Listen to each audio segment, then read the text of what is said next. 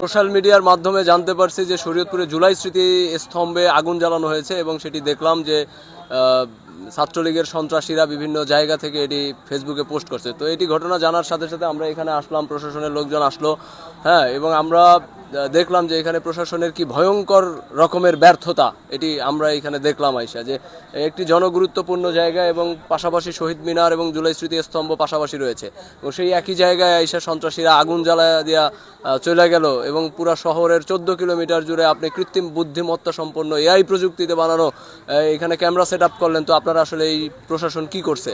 প্রশাসনের কাছে কি অ্যালার্মিং যায় নাই যে এখানে আগুন জ্বলতেছে, এখানে আসতে হবে?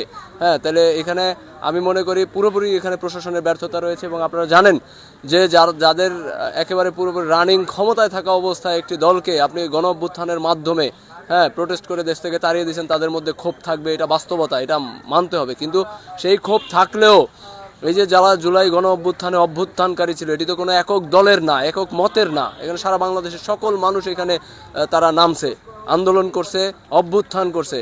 সুতরাং সকল মানুষের যেই ম্যান্ডেট, এই ম্যান্ডেটের উপরে তো জুলাই সনদ, এবং এই জুলাই সনদ বাস্তবায়ন না করা পর্যন্ত তো তারা এটার আইনগত কোনো ভিত্তি পাচ্ছে না। তো না পাইলে প্রশাসনে এখানে আসলে খুব যে আন্তরিকতা দিয়ে কাজ করবে, আন্তরিকতা দিয়ে সন্ত্রাসীদের প্রোটেস্ট করবে, সেটারও সুযোগ তারা পাচ্ছে না।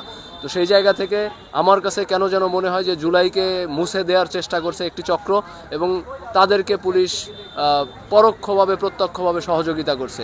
প্রশাসক কয়েকদিন আগে যে ক্যামেরা লাগিয়েছিল, সেই ক্যামেরার মাধ্যমে এটা আইডেন্টিফাই করে অন্তত পক্ষে তাদেরকে গ্রেফতার এবং আইনের আওতায় আনার কথা, কিন্তু আমরা সেটির কোনো নজির দেখছি না। এবং যখন লেয়াজু মেনটেন করে, কাউকে ধরে নিয়ে গেলে সেটা পয়সার মাধ্যমে হোক, সেটা লেয়াজুর মাধ্যমে হোক, সেটা বিএনপির নেতাদের কথায় হোক, তাদেরকে ছেড়ে দিচ্ছে, কিংবা সমন্বয়কদের কথায় হোক, তাদেরকে ছেড়ে দিচ্ছে, আইনের আওতায় দিচ্ছে না।